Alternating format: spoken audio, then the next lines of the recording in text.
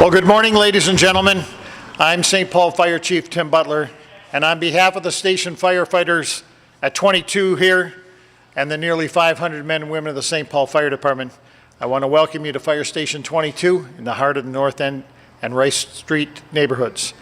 We're here today to present the Fire Department letter of commendation for civilian bravery to a St. Paul Public Works employee, Dennis Greeley, for his actions in performing a life-saving rescue on May 16th in 2017. We're honored to have with us on this occasion Dennis, St. Paul Public Works Director Kathy Lantry, and the on-duty firefighters at Station 22 A shift and the command staff from St. Paul Fire. We have Dennis along with Kathy Lantry, and you're going to join us at the podium. Fire is one of the fastest moving and fastest growing disasters that can strike a family or a community. Being inside a house fire is an absolutely terrifying and confusing experience. Thick smoke blinds your vision, hot flames and gases choke off your breathing, and toxic fumes can poison you to death in just a few breaths. Flames and an invisible wall of heat move incredibly fast, and in just a few minutes, the environment inside a structure fire becomes too hot for anyone or any pet to survive. It's a sad reality, but many people in our society today are too busy to notice smoke rising from a home in our neighborhood. Few people would have stopped to help, although they would likely have gathered to take cell phone pictures and post that on Facebook and social media. A very rare few would stop and would have braved the smoke and heat and taken action to see if someone was inside. St. Paul is blessed that Dennis Greeley is one of those very rare but brave individuals willing to take action to help others in a deadly situation. Upon seeing the smoke, Dennis immediately went to the house on fire, shouted for the occupants inside, and upon hearing that someone was in there but unable to get out, Dennis plunged into the smoky interior. He found the resident inside, brought her outside to the life-giving fresh air. Dennis, I welcome you here to Station 22 today. Thank you. You're in the company of firefighters who've taken an oath to risk their life to go and protect their neighbors and their neighbor property. It's a true honor and privilege to stand with you. Thank you. You exemplify those virtues without having taken that oath, and I appreciate that very much. It's certainly what the North End is known for, neighbor helping neighbor, and Dennis is a longtime St. Paul resident. I'm going to present Dennis the commendation, and then I'm going to ask the St. Paul Public Works Director, Kathy Lantry, to make some remarks. And we're going to have Dennis explain what happened and tell his side of the story, and we'll give the media a chance to answer questions. So, that work for you? Sounds good. Thank you. All right, Dennis, come on up here, and we'll officially present you the letter of commendation. To Dennis P. Greeley from St. Paul, the St. Paul Fire Department values and recognizes decisive and courageous actions in a time of crisis.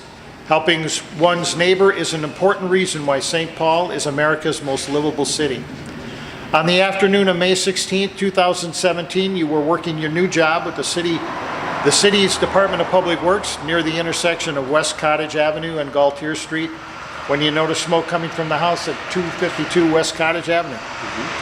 After first calling 911, you went to the house, opened the door, and yelled, "Is anyone in here?" Someone yelled back, yeah, but between fits of coughing. Without hesitation, you stepped into the smoke-filled house in order to search for the victim. Thick smoke reduced the visibility to blackout conditions, but suddenly you looked down and saw a pair of pajama-clad legs and found a woman face down on the floor ahead of you. And although she was semi-conscious, you were able to help her to her feet and out of the burning house. The victim was semi-conscious, rapidly becoming overcome by smoke, and obviously unable to escape on her own. With the rapidly building fire, heat, and smoke, she had only minutes to survive. Your immediate and courageous response to this life-threatening emergency almost certainly saved the woman's life. Your decisive action, combined with both significant courage and a willingness to go to the aid of someone in distress, serves as a model of superior public service and a striking example of the level of human compassion most needed in our society. The St. Paul Fire Department recognizes and appreciates outstanding service to the community and actions that model courageous, decisive, and selfless action in serving others. And therefore, I'm proud to award this letter of commendation for your life-saving work on May 16th, 2017. You are a distinct credit to the City of St. Paul, and we are grateful for your extraordinary actions with admiration and sincerity. Thank you very much. Thank you. Thank you very much. Thank you. Thank you very much. Thanks, guys. Appreciate it. Thank you. Thank you.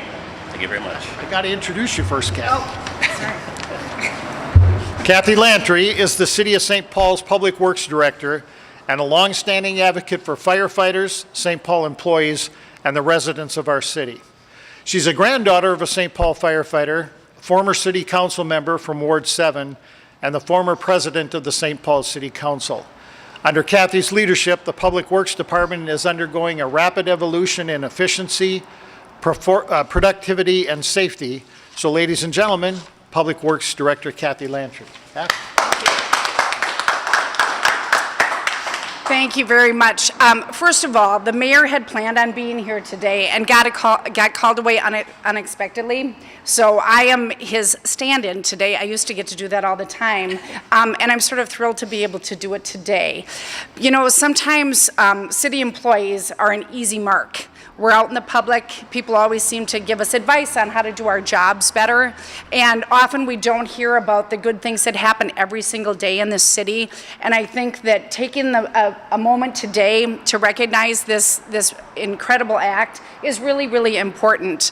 And I know we talk about, you know, he was right place, right time. I also think that diminishes the heroism that went along with that. There are a lot of people who are at the right place at the right time. There are few people, as the chief mentioned, who will take that next step to intervene. And so, you know, what we're asking people to do in Public Works all the time is not to do the bare minimum, but to really take that next step. And it's great to see it personified when Steve called me and explained what had happened. I said, you know what, pretty soon Public Works employees are going to want to be part of Local 21. But I said, we're going to keep those Public Works employees doing the work that's really important. Our job is to keep the transportation systems in the city moving. And we're not trained to pull people out of burning buildings. And so the fact that Dennis really acted quickly and decisively is a credit to the City of St. Paul and certainly to Public Works, and I couldn't be more proud. So thank you and congratulations. Thank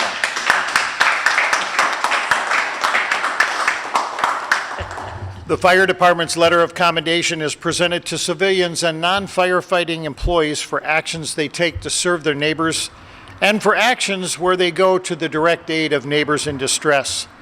For non-firefighter employees, these actions must be at a level above and beyond their normal duties. Dennis Greeley certainly was operating above and beyond his daily duties at the Public Works Department, and I'd like Dennis to step to the podium, be recognized by all of us, and tell us about his experience. Dennis. Thanks. Well, I just want to say thank you very much for this. This is very nice. Didn't expect this, so like the chief said and Kathy said, I was at the right place at the right time, and I saw the smoke coming out of the house, and I don't know, I just didn't think about it, just decided, hey, just go in there and see if somebody needs help, and that's what I did. So not much more I can say. And I mean, neighborhood, you know, grew up in this St. Paul, I love it in St. Paul, so I do that for any of my neighbors or anybody around. So people ask me all the time, why, you know, what made you run in there? I don't know. Thought about my family, you know, God forbid someone's family, you know, would be hurt or something like that. So that's why I did it. It's basically all I can tell you. So I'm very honored for this, though. It was very nice, very nice. So yes. Can we ask Mike a couple questions? Absolutely. So you went in. Mm-hmm. Can you remember it well? Isn't that long? Yes. I saw the smoke. I was across the street. I saw the smoke, so I ran over. I was calling 911 in the process. Got inside, opened up the door, and the smoke was pretty much high. And as soon as I opened the door, it really dropped to the floor, so I couldn't see. So I just started yelling if anybody was in there. And she responded, coughing, and yeah, coughing, yeah. And I just kind of walked in, and she looked like she was trying to get out of the four-way to the door. And I just kind of stumbled upon her, reached down, picked her up, and got her out, and kept talking to 911. And Was it hot? Could you see? it happened so quick. I couldn't see. Once I must have let the air in the house, and I don't know much about that. These guys probably could tell you about that, but the smoke just dropped right to the floor, and I couldn't see, but it wasn't hot, no, smoky. And you had a chance to meet the woman? No, I have not, no. You wish to meet? Sure, I'd love to see how she's all doing and everything worked. Fine, was it okay? As far as I was told by the guys took him to the ambulance drivers took her down to Hennepin County, I do believe, and they said everything was good after the Okay. so. That's okay, I'm just curious. I'm sure she would appreciate what you did. Yeah, but these guys got there quick. I mean, they were right there. So I mean, the ambulance drivers and everybody, responded to her really quickly. So I was just worried about getting back to work because I didn't know how that worked. Extra bonus points for that. So I had to call my supervisor away and just let him know what was going on. So he rushed over right away, and so I just don't want to get in trouble. So, so yeah. I have another question for the chief. Okay. If that's all right. Just kind Yes. of, how valuable, and I could ask for these guys, but how valuable is it to have a citizen that's willing to kind of be a little bit of your extra team out there? I think that partnership between citizens, other city employees, and firefighters are vital. It'll take us a couple minutes to get a call in from the public typically.